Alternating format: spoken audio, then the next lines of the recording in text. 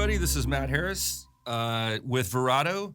Today, I'm honored to have Ron Angelo from the Connecticut Center for Advanced Technology, mostly referred to as CCAT.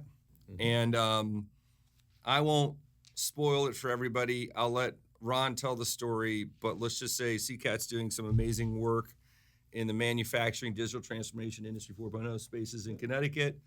And so, Ron, welcome. And just give us start with the big picture. Like, what does CCAT do? It's a very big picture, Matt. Thank you. Well, we're a nonprofit defense contractor. It's been in the market for over 20 years. We have 3 world-class facilities up in East Hartford, Connecticut. An amazing team, balanced out, that we'll talk a little bit more as we go through the podcast. And at the core of our mission is really about supporting, growing, enhancing the supply base, and that's really those small and medium-sized businesses. Everything from the mom and pops all the way up to those major global industrial companies. So we have a hand in all of it. Yeah. Some great areas of specialty, and that sort of takes a lot of time over the years. You've got to look at where that puck is going and understand, are we focused on the most important things that need to be done, the critical needs of the industrial base in our region? Mm-hmm. And there's other regions of the country that have specialties, but what do we do and what matters most? So, some years ago, you make sure that strategically you start balancing your team out, and we have tremendous expertise in model-based definition, model-based systems, so the design side of things, quality, inspection, non-contact inspection, especially very, very important to CCAT, automation, autonomous systems, one of our key specialties. And of course, additive. And additive was one of our fortes from many, many, many years ago. So we're one of the leaders in that, and we're known nationally for that, particularly around direct energy deposition and those kind of technologies. Okay. And then some years ago, as you looked at these technologies and how do we bring awareness, how do we bring demonstration companies, we realized the gap there's plenty of salespeople out there, there's plenty of knowledge out there, but there was no training. Right. And my previous comment, no real validation about, is it really the right solution? So when you look at CCAT now, we're a nonprofit here to serve the industrial base. That's what we're here to do. Right. And now we have key areas of specialty in the technology, but the ability to train accordingly. So we offer a full holistic approach to companies when we come in and service them. So really a trusted provider, for the whole industrial base. I'm gonna try to break that down. Go ahead. So let me just kind of explain supply chain, because people say supply chain all the time, and manufacturing. And let me give you a scenario, and you tell me if I'm right or wrong. So let's just say what Pratt & Whitney might build an engine, right? And they need parts to put into that. They're going to have a spec, right? And they're going to have a design, and they're probably going to have some what I would call legacy suppliers that give them components to that, or a Sikorsky. Like, also, I need a part to open this window, or I need a frame for this thing, or whatever. And I know from experience, there's a lot of small mom and pop manufacturers that are feeding people into these bigger assemblers and bigger manufacturing companies, these kind of blue chip manufacturers. So along that way, everyone kind of needs to get on the same page, right? What is it we're designing? What's it going into? How's it going to fit? And can we have a super high level view of all of what's going on? And so you were saying some stuff about the models, right? And supply chain, but more specifically, what is that? Can you explain, like, what does that look like if there's a supplier that wants to basically do a shared model of something that they're building? How does that look? Well, you go back a little bit in your question. A lot of these companies, years ago, of course, they were dealing with drawings, blueprints. Right. And it was arduous work keeping those up to date and corrections and things that needed to be done. So companies, as they evolved over, maybe it's the second, third industrial revolution, they were using a lathe, and if you didn't go from a lathe to a CNC, you're probably not doing that type of business anymore.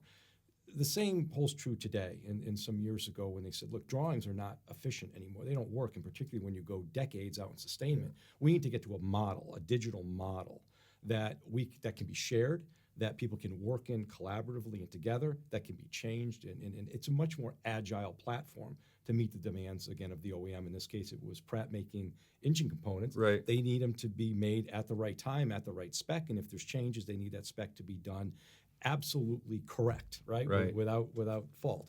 So the digital models are what mattered the most, and different softwares that are used in these models. So you've got model-based engineering now, where teams are able to design a part or design any sort of complex structure within that particular model. And they can do that in a very collaborative way, and they can move components and pieces of that model out. So not only are you designing for the part, but you're designing for the manufacturability of that part, and you're designing the quality file of that part. And sometimes there's even simulation models that may go into that. But all that goes into what's called the digital thread, and your single source of truth that now resides maybe for the whole product, but then broken down by subcomponent. Much easier to work in, much more collaborative and shared throughout the supply base.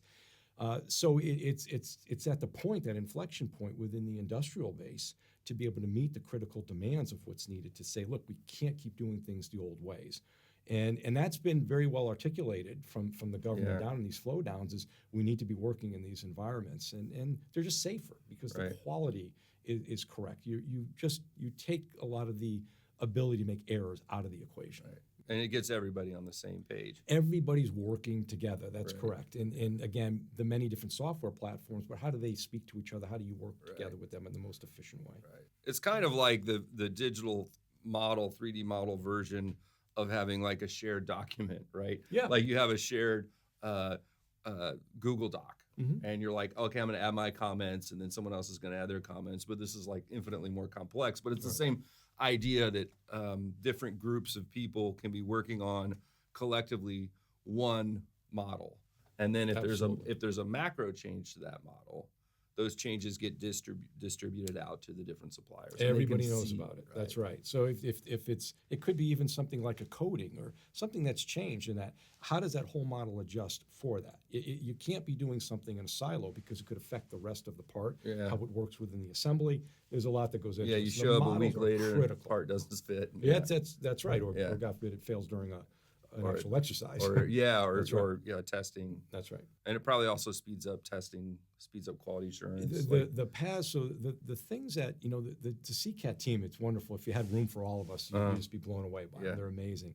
And they hold such a high standard. So when they go in and look at, how do we build out solutions to some of the complex challenges that we're facing, but how do we do it where we're actually at an order of magnitude, whether it's reductions in cost, increased flow, throughput, much better quality. They are looking for huge advances in that, 50, 60, 70, 80% more. They're not only 5%. They want to make sure that what they're doing is a huge advancement, and that these solutions can be repeatable and scalable. So how do they also apply to others that may be having not quite the exact challenge, but maybe it's a similar challenge, and you could adopt those same principles in certain ways and use it amongst multiple industry sectors.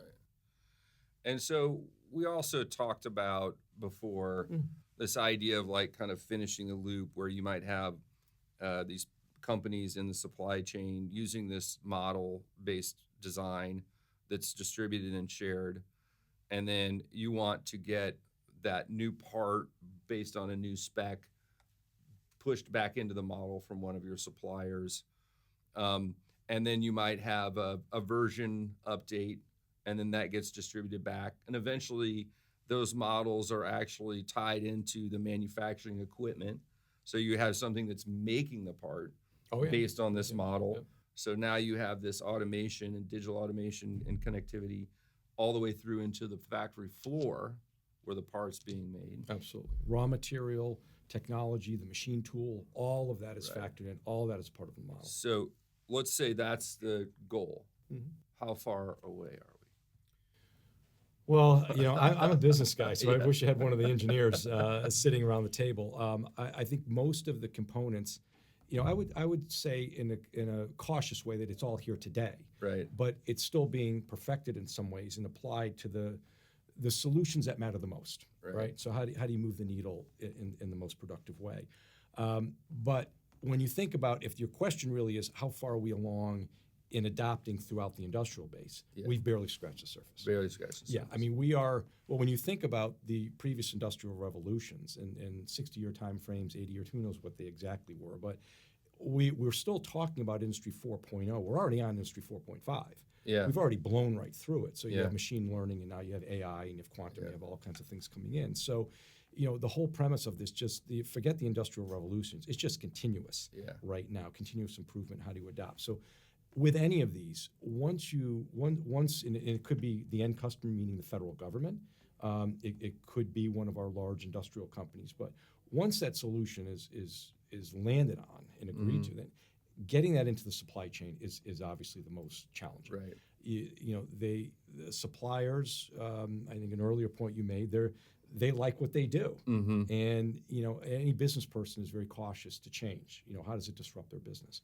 So it takes some momentum to get them to understand this is the way things have to be done now. So how do we help you with expertise? How do we assist you with stimulus capital along the way and help with some sort of funding along the way?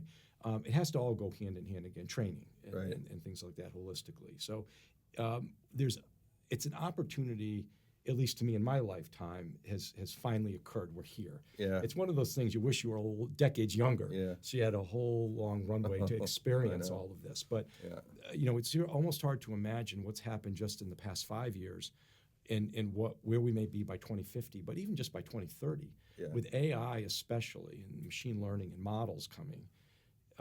Boy, the acceleration is going to be massive. It's going to be really massive. Companies shouldn't get scared by that, because the right tools are in place to help them understand that, and where does it add the most value to their business.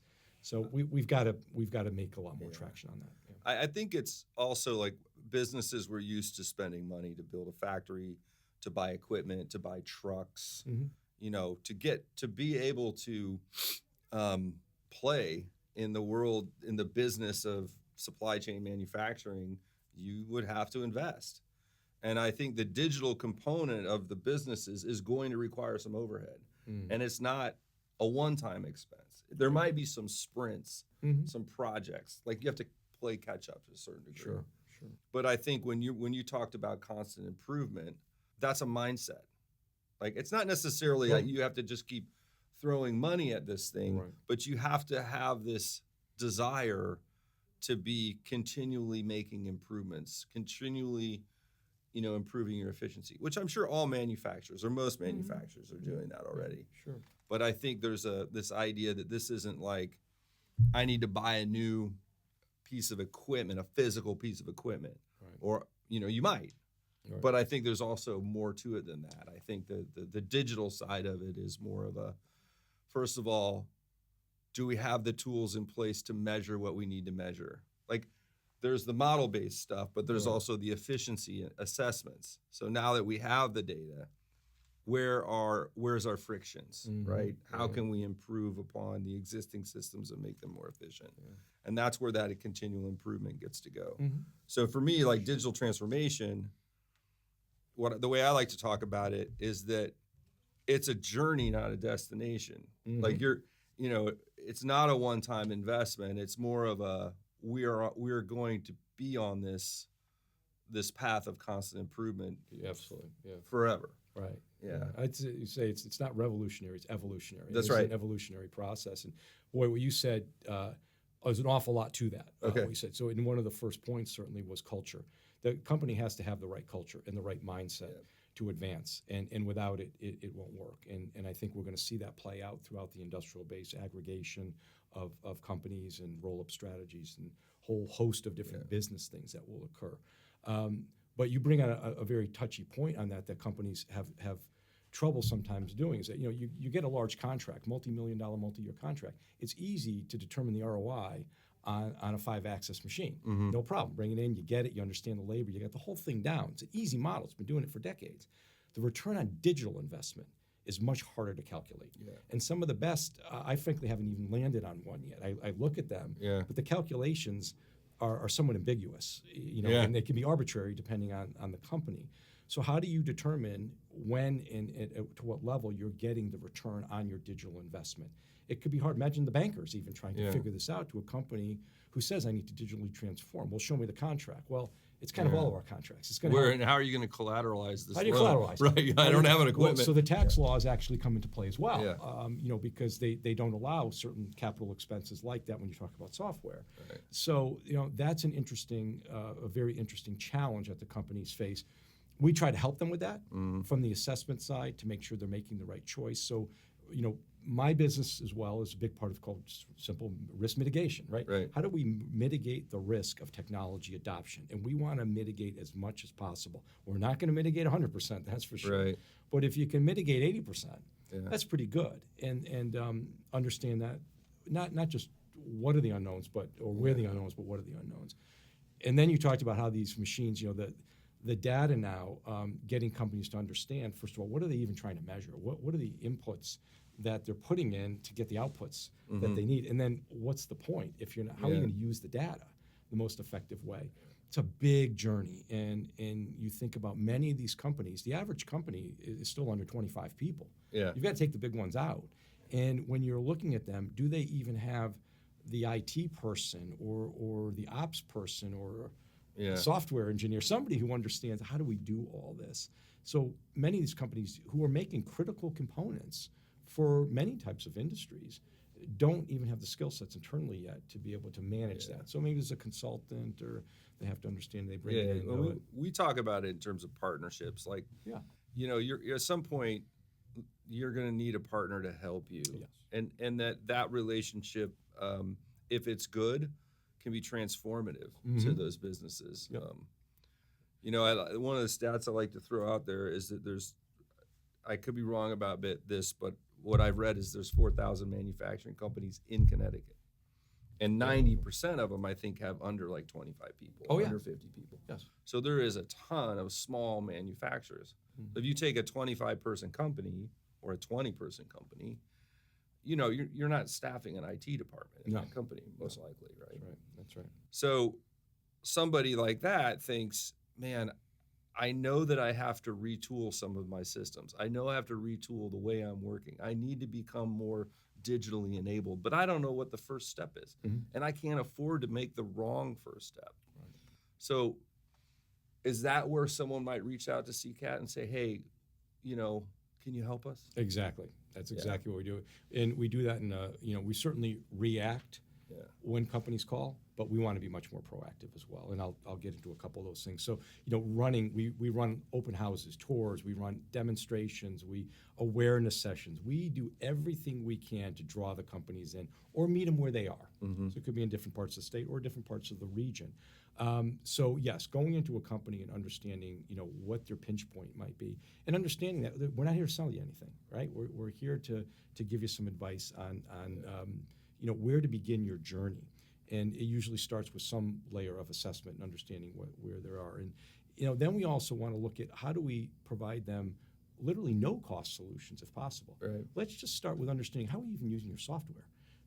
Maybe using your software in second gear, we could show you how to use it in fifth gear. Yeah. You're just not using things properly. So the CCAT team could go, and our partners. We do not do this alone. We have many, many phenomenal partners out there. But, how do we help companies improve without having to invest $1 yet? Let's see what we can do to help them.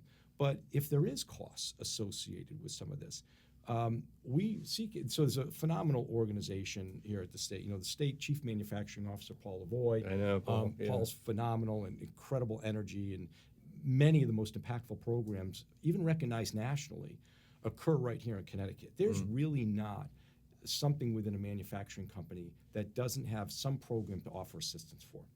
So software, assessments, cybersecurity. I bet a lot of folks on your audience, because it happens to me every time I walk in the room, don't even know that you can get a couple $100,000 of grant funding. Yeah, I was going to say, when he says assistance, folks, he's talking about money. There's money. You can get some money, There's actually help that we can help scope out the project, understand, and understand where those sorts of dollars where those funds are. So the opportunity to help and the other partners that are engaged in this process are just phenomenal. It's Connecticut has a tremendous advantage when you think about it. Okay, we're a small state, but how do we play it to our advantage? Geographically, we're able to connect. Often we're able to connect in a very easy way. We have major industry sectors here, so it's not just defense along the way. So we can get the message out there and really touch a lot of different companies. Yeah, I mean, Connecticut punches above its weight. Absolutely. I think on the manufacturing stuff. A lot of people don't know that. Sure. People don't live here. They think, Connecticut's about banking, and no, come visit the valley. Like drive up and down the valley, or all around Hartford. Yeah. all over the full state. There's Well, manufacturing everywhere. In the state's GDP, manufacturing continues to rise. Right. I think our outputs will grow significantly. You think about a company like Electric Boat launching one submarine. Now they may launch 2 or 3 submarines a year down the road. All this makes a huge difference to our economy and the supply chain. And there's a reason why global companies like Airbus come in here and do a big day-and-a-half program to the Connecticut supply chain. You know, there's a big reason why NASA is coming here in a few weeks to put on a program. You know, so we're on the map definitely, and there's a moment in time where you either seize that opportunity and leverage every single resource out there, get in the boat and row together. Because if not, that work will find its way somewhere else. That's the reality. We all know the world. I think it's a really interesting time right now too. I don't know that there's been a better time to see a resurgence in domestic manufacturing than the one we're in right now. There's a lot of factors that are kind of coalescing to create a transformative environment around manufacturing.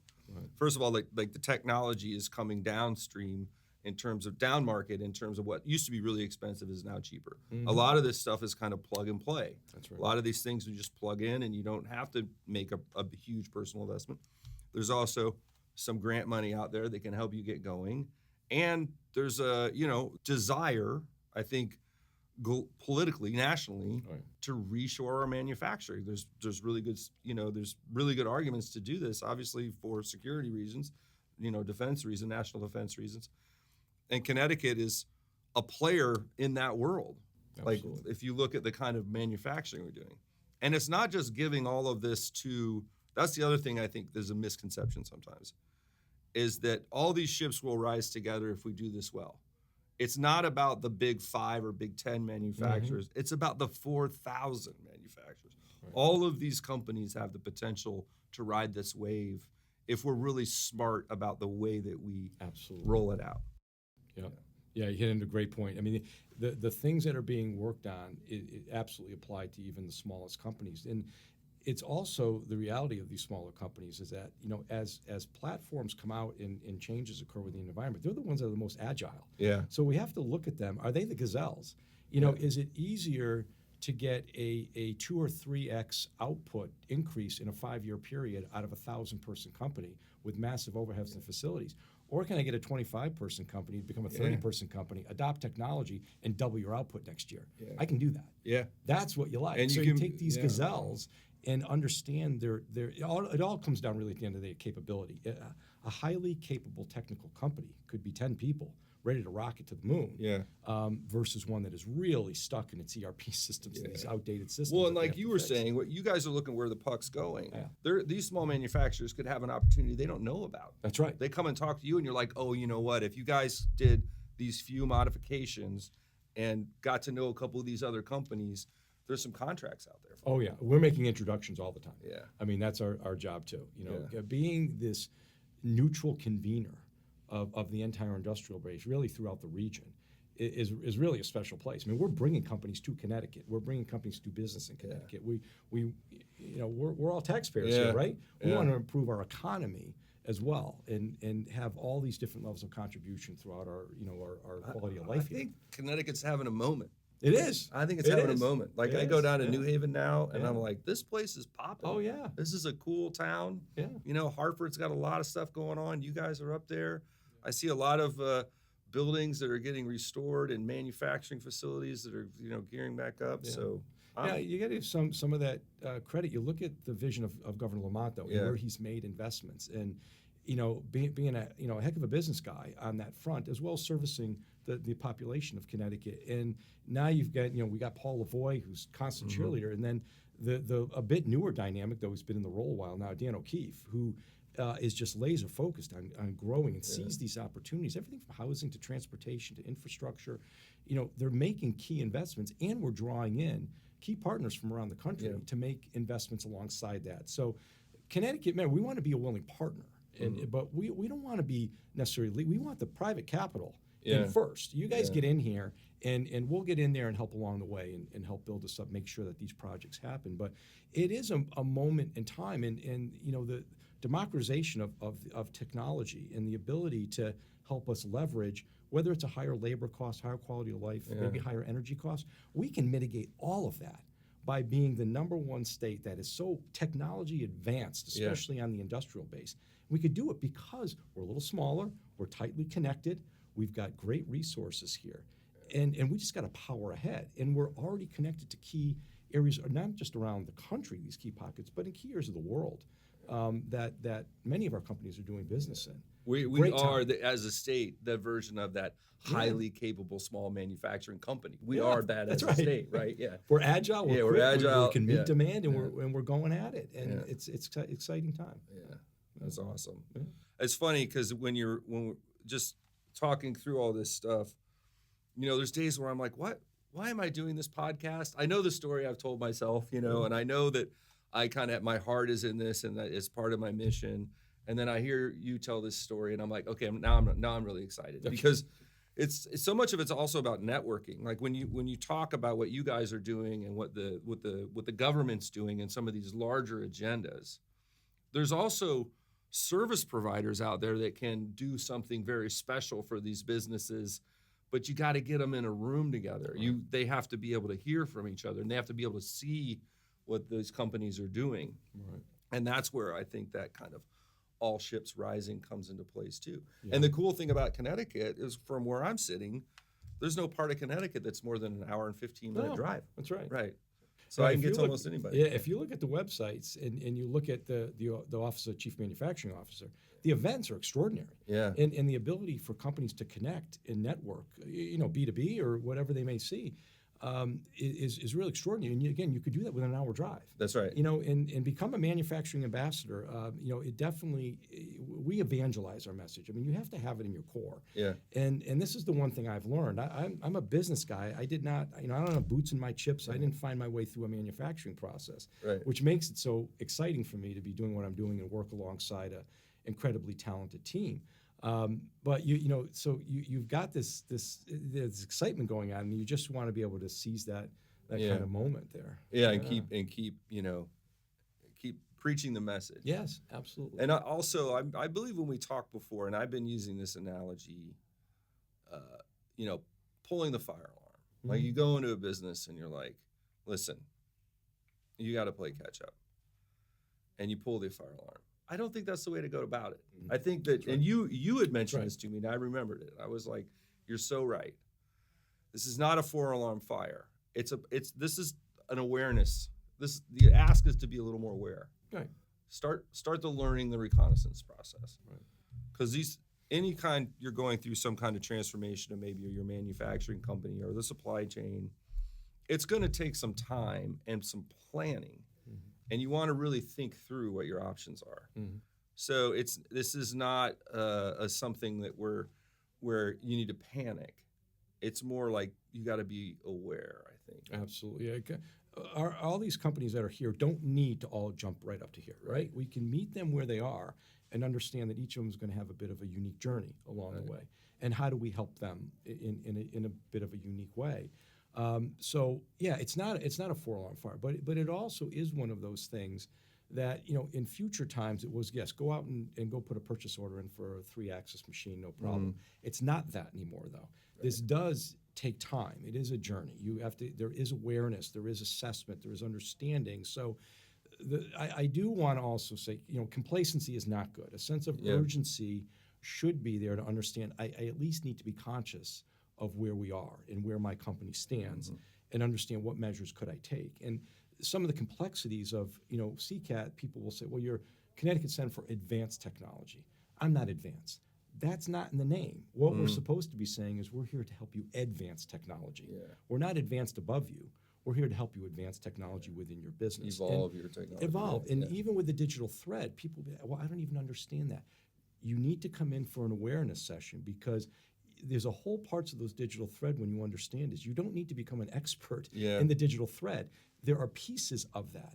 And one of them starts just the utilization, optimization of the software and things that you're doing within your business. Mm-hmm. You can immediately get value. Right. So as CCAT, you say, well, what would be a definition of CCAT? And I'd say, well, we're the trainer for a professional sports team. Mm-hmm. Right? You got folks that are batting 280. Come on in. Give us 3 days. You're going to go back batting 300. How do we help you come in without spending any money, just a time commitment, and be able to go back and make some level of difference within your company. And I'm simplifying it a bit more. So, but that's an amazing opportunity. Like, amazing opportunity. We have amazing. a digital thread lab and a talent training accelerator that is so unique around the country that it is just a mechanism where people are coming to. They could be going into this at such a marginal cost, and the awareness sessions are free. Right. So just come in and take advantage of some of these programs. Yeah, we're not asking you to spend money. We're not asking you to rebuild your whole business. No.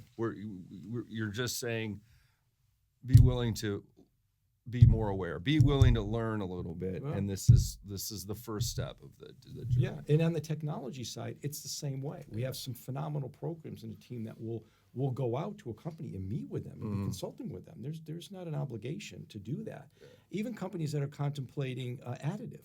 We have a program where we'll bring an additive machine to your, after we speak with you, bring it to your place. Let it reside in your facility so you can get comfortable with it. Develop a project around it and train you in it. Yeah. And then you can make a better informed decision about, this kind of worked for me. I made some fixtures with it. It actually helped. So you mentioned it's on the website too, Additive. Yeah. Pretend I don't know what that is. Oh God! Again, now I really wish I had additive experts. Well, just give it in layman terms, just like a big. So you have subtractive and additive. The world revolved around subtractive, and really, subtractive isn't going to go anywhere. Subtractive is here to stay, and you're basically taking a raw material and you're machining it down. You're removing material to make the end part. Additive is designed totally different, where you're literally starting from a point and you're building the part. So 3D printing. It's 3D printing, and there's a number of different. Or like robotic welding or something where you're like adding. Right. You're adding material. And it really does. It is a game changer. We have amazing use cases, specific use cases. Though it's not like, do I think every company should go buy additive equipment? No, because it won't make a difference. But things around just fixturing, for instance, can make a very big deal, drive down cost and time, because there's a lot of lead times for fixtures. So many times, as you begin your technology journey, don't worry like, well, my customer's not asking me for the part. It's not about the part. It's about the process. It's about the workflow. Right. So there are things that can really greatly enhance and drive cost out of your business within the workflow that we can help with. And additive is absolutely one of them. Yeah. So as we move forward, additive will become more mainstream, but that's a matter of time. What we're seeing on our side, and I don't know if you're seeing a lot of this from the agency side, is, and we talk about this a lot in the B2B e-commerce world, and we work with a lot of manufacturers and distributors, is in addition to having new technologies coming in, they're going to be disruptive. Like you said, we're probably already into Industry 4.5. You've got AI. That's going to move fast. I also see a big generational shift in business ownership and management in terms of there's a generation of baby boomers that are retiring. And a lot of times in these family-run businesses, that means it gets passed off to probably a millennial. Right. And they're going to come in and say, I'm ready. I'm ready to retool. I want to retool this thing. If we don't sell it, I got to retool it, right? Mom and dad didn't want to do it, but they're playing golf, and it's time to get going, right? Yeah. And we're seeing a lot of that. And sometimes that early engagement is with mom and dad, and then you meet the son and daughter, and you're like, well, we'll wait. Right. It'll happen. And you really look at if a lot of the owners of these businesses, maybe they're in their 70s and the kids are in their 50s, but now you look at the next generation. So one generation behind that, the ones that grew up in their teenage years with the Apple, with the smartphone, you'll see huge changes because they grew up in a digital and in a technology environment. It's all a part of them. It will become much more easier to discern. They'll be far more motivated to do that. So we'll see that. And even in some of the traditional trades, you mentioned automated welding. How do you make sure that those processes become perfected? So areas where it becomes a little bit more challenging to attract and retain talent in some of these positions, we're able to supplement that with technology as well. It's a wonderful differentiator for many companies. Yeah. It's a great time. I'm very excited and optimistic for Connecticut, and I'm really thankful that you came in and that's great. We're on the podcast. Thanks, I think you guys. It sounds like you guys are doing great work. I know that you guys have an event schedule on your website. I saw something that I want to go to, which is the Digital Twin. Yeah. May There you 28th. go. I am putting that one on my calendar for sure. Okay. So you're doing events. You Oh, got yeah. 3 facilities. You've got a website, Coming to our facilities. CCAT.us. Oh yeah, open houses, have fun. Yeah. We always provide food, so you get a little fun with There it you along the go. way. We've got a great team.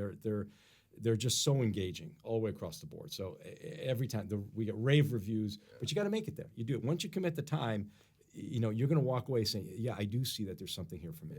Yeah. And I often find when I go out and get out of my comfort zone and go to an event or meet up with new people, sometimes the thing you think you're going to learn is not what you learn. That's right. But Yeah. That's why we stay open to new ideas. But It enlightens you. Inspiration is always there, but you do have to aspire to do that. You've That's got to right. make the change. You've got to take. you got to be steps. curious. You got to be curious. You got to be yeah. curious, and as we go through all this, we've got this rich history, as you alluded to before in Yeah. our previous conversation Yeah. about history, and we had this amazing craftsmanship, right? That resided in Connecticut, Yeah. and we're on the cusp, to me, of the next century, and that is the digital craftsman. And how do we lead the way, not only in craftsmanship that occurred, centuries ago, Yeah. but craftsmanship for the future? And it's all there. It just is probably going to reside more in a digital environment. But That's we're, okay. Yeah. We're still Artistic- making stuff. We're Yeah, still making stuff. Yeah. You could be as definitely. creative and artistic, and you could bring all that Yeah. still within a digital environment and produce some amazing results. Yeah. All right. Hey, man, Great thank stuff, you Matt. so much. It was awesome. Again, that's Ron Angelo of CCAT, and this is Matt Harris of Verado. Check us out where you listen to podcasts. We have a YouTube channel. It's VARATO.com. Our website. You can check us out on YouTube. And that's it. Thanks for listening, and we'll catch you on the next podcast. It's a cut.